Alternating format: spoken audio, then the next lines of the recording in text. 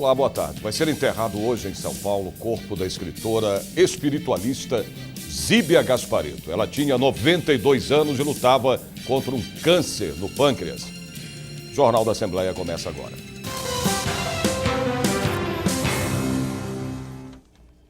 O Instituto Datafolha divulgou a primeira pesquisa do segundo turno da corrida presidencial. Vamos aos números.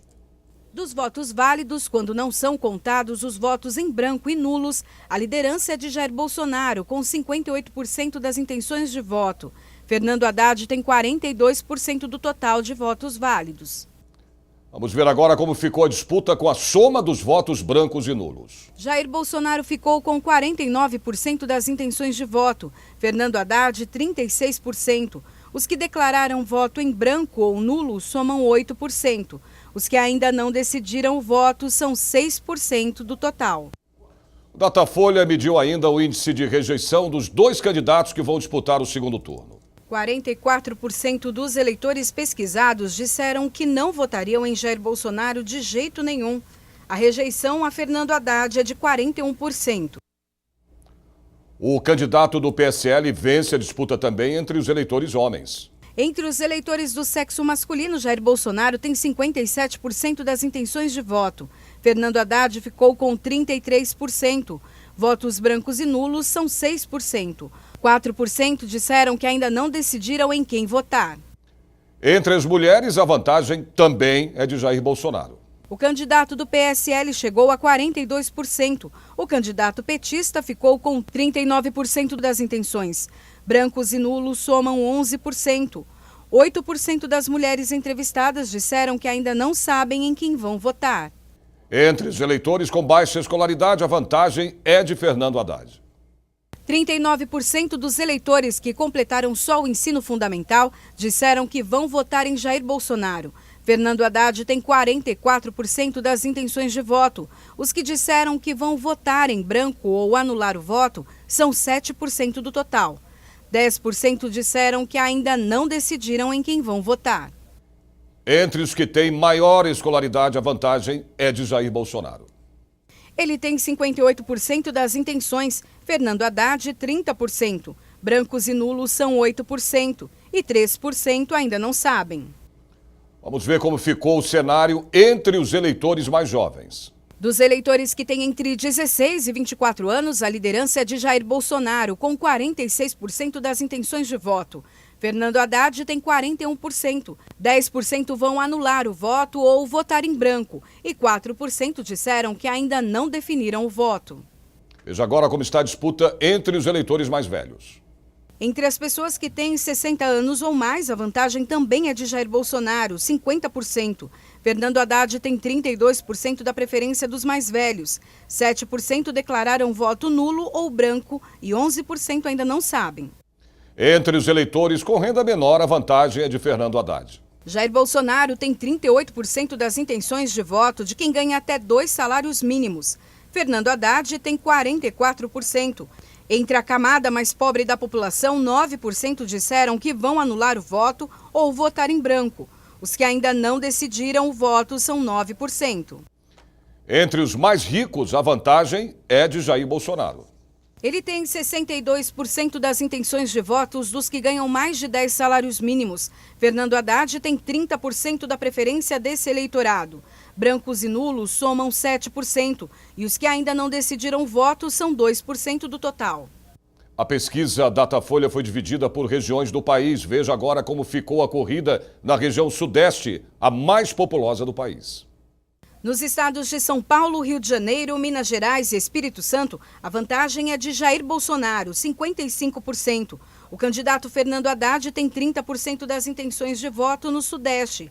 9% disseram que vão anular o voto ou votar em branco. 6% ainda não escolheram o candidato. Assim como no primeiro turno, a maioria dos nordestinos declararam apoio ao candidato Fernando Haddad. Jair Bolsonaro tem 32% das intenções de votos. Fernando Haddad tem 52% da preferência nordestina.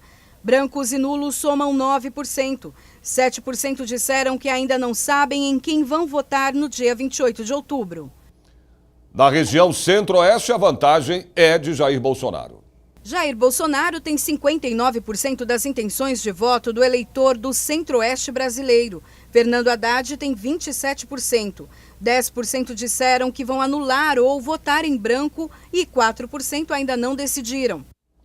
Na região sul, a vantagem folgada também é de Jair Bolsonaro. Ele tem 60% da preferência dos votos de quem mora nos estados do Paraná, Santa Catarina e Rio Grande do Sul. Fernando Haddad tem 26% das intenções de voto. Brancos e nulos somam 7% e os que ainda não sabem, 6%. No norte do Brasil, Bolsonaro também está na frente. O candidato do PSL tem 51% do total de votos. Fernando Haddad, 40%. 5% dos eleitores nortistas disseram que vão anular o voto ou votar em branco. E 5% ainda não decidiram.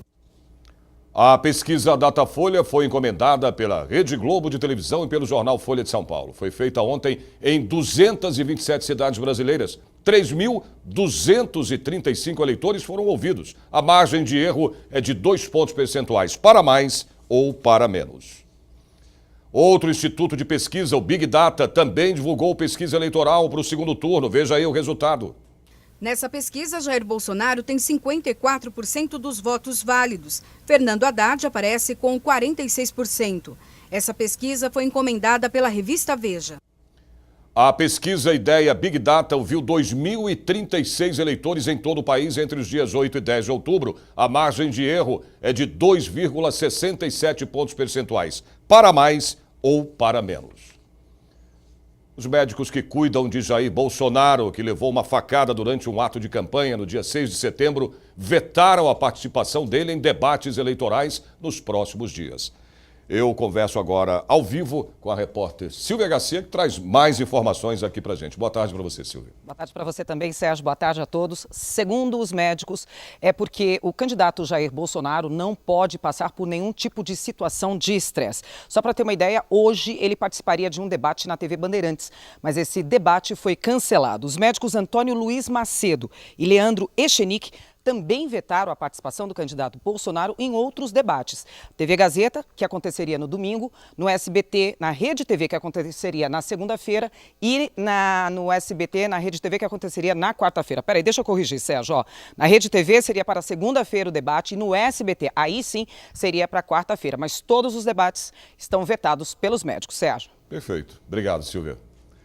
O comércio varejista brasileiro comemora uma reação do setor. Em agosto, as vendas tiveram um aumento de 1,3% em comparação a julho. O número foi divulgado hoje pelo IBGE. Foi o primeiro aumento depois de 3 meses de quedas consecutivas.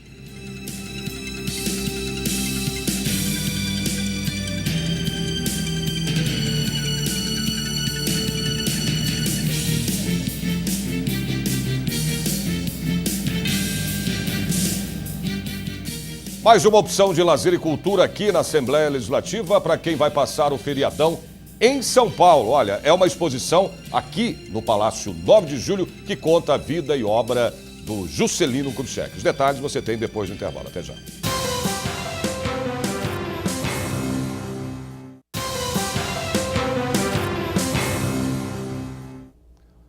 Bom, feriadão chegando, olha, tem muita gente pensando em pôr o pé na estrada. Jeremias Gomes está aqui ao vivo comigo. E, Jeremias, eu quero saber quantos carros vão deixar, né, a cidade de São Paulo nesse feriadão de Nossa Senhora Aparecida.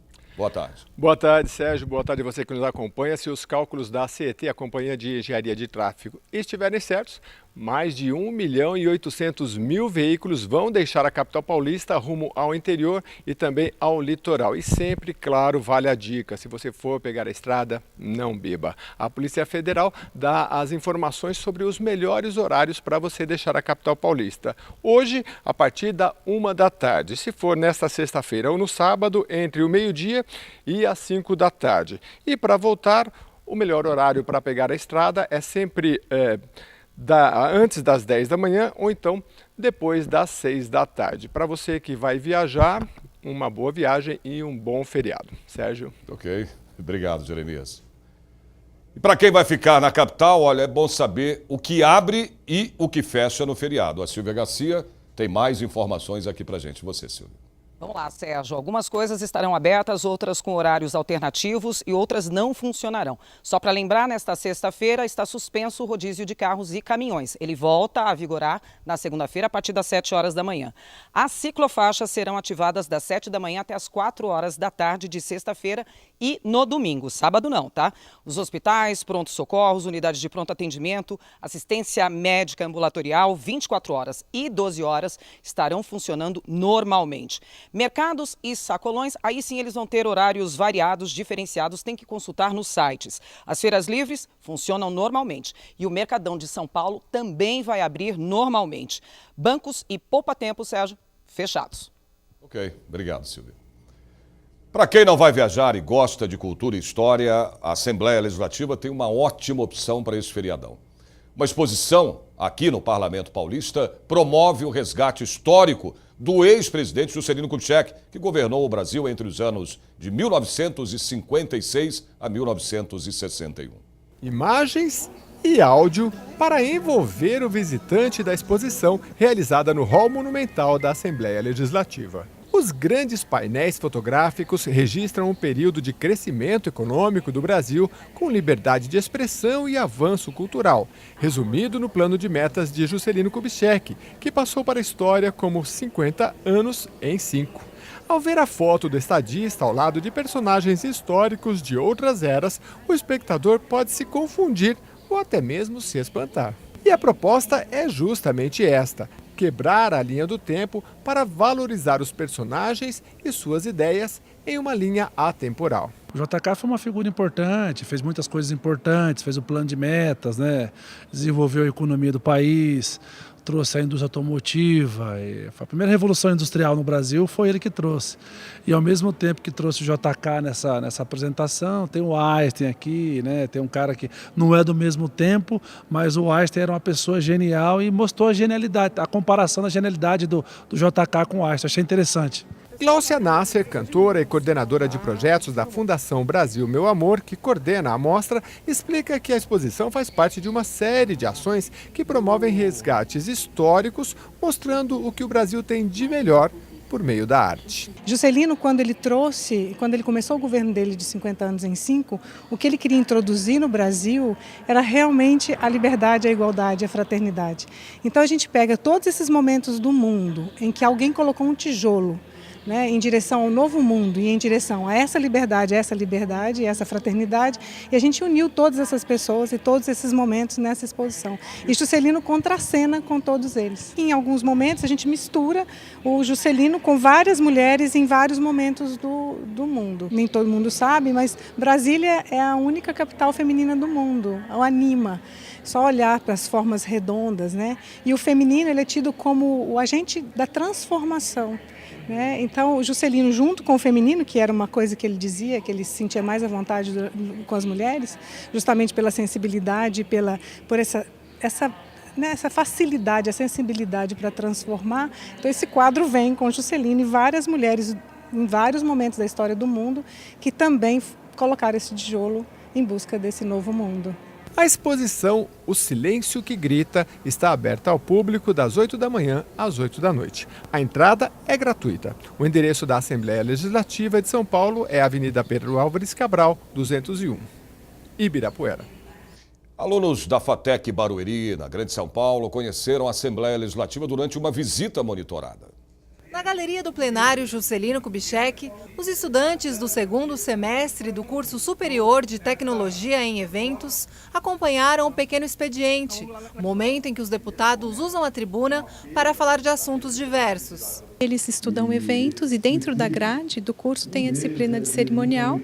Então a primeira parte do curso é cerimonial público. Então quando eu termino essa parte eu venho para eles entenderem na prática como funciona o cerimonial público. Além de conferir de perto o trabalho parlamentar, os jovens visitaram as atrações culturais do Palácio 9 de Julho. No espaço Quinto Centenário, viram a mostra Corda Seca e suas vertentes, da artista plástica ceramista Prises Paluto. No Hall Monumental, o grupo conheceu o painel São Paulo, de Rodrigues Coelho, e a exposição O Silêncio que Grita. Eu achei que ia ser só algo políticos mesmo, salas de reunião, jamais achei que ia ter exposições, obras de arte, que é outra coisa que Assim, dentro da política é muito difícil da gente imaginar fazer a ligação uma coisa com a outra, a própria exposição sobre história também. No final da visita, os alunos assistiram uma palestra com Isabel Pinto, coordenadora do cerimonial da Assembleia Legislativa. Para eles é tudo muito novo, mas abre, eu acho que um leque para eles terem ideia do que eles podem vir a encontrar quando eles se formarem, né? Enfim, porque uma coisa é você estudar e outra é você ter a prática. O que eu aprendi de novo foi o tempo que elas levam, né, para estar começando a organizar sessões solenes ou até mesmo a posse do governador. Também aprendi um pouco sobre as ordens de precedência que elas precisam ter para fazer o evento. É isso. Valeu a pena. Valeu. Se você quiser visitar o maior parlamento estadual da América Latina, é só agendar com a Diretoria de Comunicação da Assembleia pelos telefones 3886-6626 ou 3886-6628.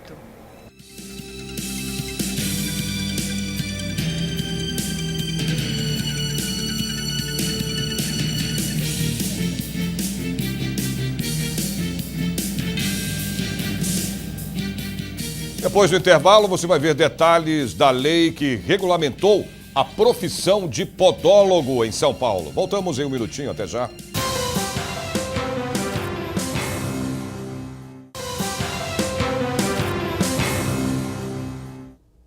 Sabe aquele boleto bancário vencido que você só podia pagar no banco emissor do documento? Isso tem prazo para acabar. Quem explica pra gente aqui agora é o repórter Jeremias Gomes. É verdade, Sérgio. A FEBRABAN, a Federação Brasileira dos Bancos, está terminando com esta metodologia de uma forma gradativa. Desde o dia 25 de agosto, os boletos atrasados com valores acima de R$ 400 já podem ser pagos em qualquer banco. A partir desse sábado, a medida passa a valer para os boletos acima de R$ 100. E se o boleto for abaixo de R$ 100, ele vai estar integrado ao novo sistema a partir do dia 27 deste mês. Lembrando sempre, os boletos atrasados e aí os juros, eles são calculados pelo banco que vai receber este boleto. E olha, uma curiosidade, Sérgio, você sabe quantos boletos são emitidos por ano no Brasil? Cerca de 3 bilhões e 500 milhões. É muita conta, né, Sérgio? Sem dúvida, Jeremias. Obrigado. A profissão de podólogo ganhou o reconhecimento através de uma lei estadual sancionada em junho deste ano, idealizada pelo deputado André do Prado, do PR. Os profissionais passaram a ter uma legislação que normatiza a atividade e reconhece a importância da categoria na prevenção a diversas doenças. No Brasil, há cerca de 100 mil podólogos, 20 mil deles só em São Paulo. Há um ano, Suzana precisou procurar um podólogo para resolver um problema na unha. Depois de sofrer muito e passar por vários profissionais, ela encontrou Silvana. Eu fui numa pedicure, ela se meteu a podóloga, ela cortou errado e desde então a minha unha ficou encravada e não tinha Cristo que fizesse ela desencravar. Eu fiquei quase um ano sem pisar no chão, só usando sandália, com o dedo sempre inchado, chutando com tudo quanto é lugar, doendo muito. Foi um processo horrível. Há 18 anos no mercado, Silvana se especializou e fez o curso técnico em podologia, graduação em enfermagem e até mestrado. O curso de qualificação é muito importante porque ele habilita o profissional a ter a técnica correta. É muito importante esse reconhecimento da profissão porque muitos cursos empíricos são instituídos e levam essas pessoas a não ter a qualificação correta por meio de usar, né? Porque nós, como podólogos, utilizamos bisturis, né? Fazemos outros tipos de procedimento. Não é simplesmente cortar uma unha. Em sua clínica, a podóloga segue com rigor todas as regras de higiene e faz vários exames para verificar a saúde dos pés. Um deles é a avaliação postural, que utiliza um computador para analisar o tipo de pisada do paciente. Só no estado de São Paulo existem mais de 20 mil podólogos em atuação, mas muitos não têm cursos técnicos nem graduação. Uma nova lei aprovada em junho deste ano na Assembleia Legislativa regulamenta a profissão do podólogo e destaca que para atuar no mercado, os profissionais precisam passar por cursos reconhecidos pelo MEC. Com a nova lei, os profissionais aqui em São Paulo passaram a ter uma regulamentação específica que reconhece a importância do podólogo no cuidado e na prevenção de diversas doenças. Esses riscos, eles podem ser desde uma infecção causada por fungos, por bactérias que podem ficar somente nos pés, nas unhas, como pode, por exemplo, ter uma infecção mais grave, uma sepse, e essa pessoa pode vir até a óbito. Tendo a regulamentação, as escolas terão que se adequar para que a formação tenha uma base mínima. Aqui em São Paulo a gente vê a qualidade dos profissionais, tem muita gente que são amadores, né? E no caso do podólogo tem que ser uma pessoa extremamente preparada, porque não é só fazer um pé, tem doenças específicas que o podólogo estuda para isso. Então, eu acho assim que tem que ser regulamentada, sim. Essa aprovação, essa fiscalização, ela é fundamental, porque temos profissionais que a gente eu como qualquer área da saúde, né, não prestam um serviço de qualidade. E a podologia, ela precisa ser reconhecida como essa competência, né, de saúde. A podologia, ela é saúde, ela não é estética. Mais uma opção de cultura e lazer para esse feriadão. A Assembleia Legislativa recebe a exposição Expressões da Arte, uma mostra que reúne trabalhos de 13 artistas. A exposição tem o apoio do deputado Coronel Telhada, do PP. Junto à curadora da mostra, o deputado Coronel Telhada foi um dos primeiros a conferir peça por peça. Gostou muito do que viu e recomendou a visita. Muita gente acha que o meu mandato é somente voltado à segurança pública. Nós trabalhamos em várias áreas, inclusive na parte artística. Nós temos vários contatos, vários amigos, que é o caso do meu amigo Sarmir Sheilala e da Valdirene, que estão aqui com essa bela exposição, que possuem obras de 13 artistas do estado de São Paulo, capital, interior, mais um do Rio de Janeiro. Então são talentos que nós mostramos aqui para o povo que visita essa casa. Eu acho importante isso. São 18 obras feitas em diversas técnicas: óleo sobre tela, acrílico sobre tela, técnica mista, fotografia e monotipia. Nesta exposição, nós direcionamos mais para os artistas do interior, mas um artista do Rio de Janeiro se interessou muito, gostaria muito de participar, então nós o convidamos também para participar dessa exposição. O trabalho aqui na Assembleia Legislativa é realizado em parceria com a Abrace, Academia Brasileira de Ciências, Artes, História e Literatura, que destacou a importância do evento para dar visibilidade aos artistas. Aqui é uma casa que tem muita gente circulando o tempo inteiro, né? E o que o artista quer é que a obra dele seja vista por um maior número de pessoas durante a exposição em que está participando. Então aqui o tempo inteiro.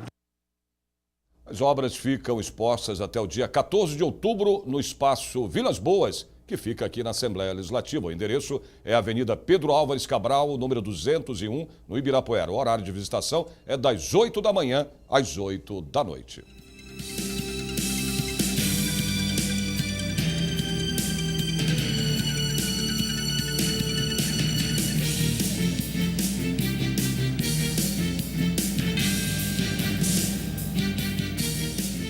O Jornal da Assembleia desta quinta-feira termina aqui. Lembrando a você, telespectador, que a partir das 2h30 da tarde a TV Alesp transmite ao vivo a sessão plenária. E você pode acompanhar através do nosso site, que é o al.sp.gov.br,